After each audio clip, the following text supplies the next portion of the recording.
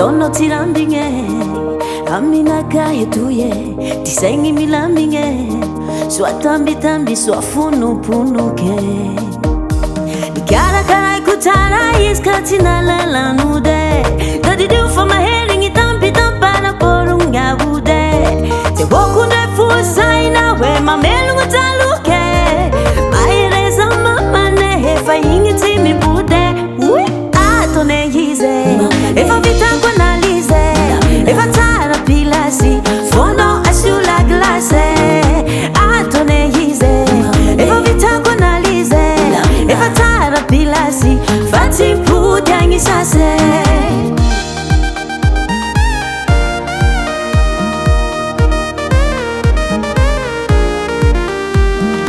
fati kujaku kara kara kufati pidali kwe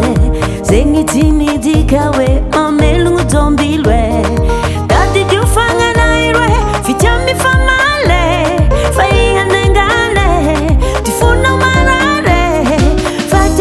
Soma soma ikufata pangiri kwe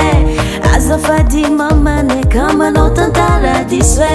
I know if I extanga the text asamanda nilera la fatima hita sulwa nazia lo manganu masera atone yize if vita kwanalize if atara pilasi fono asula glase atone yize if vita kwanalize if atara pilasi fati pujangi sase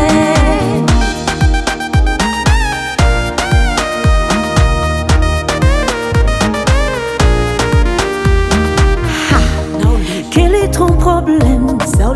Kamatunga nawe isanandru mimeni men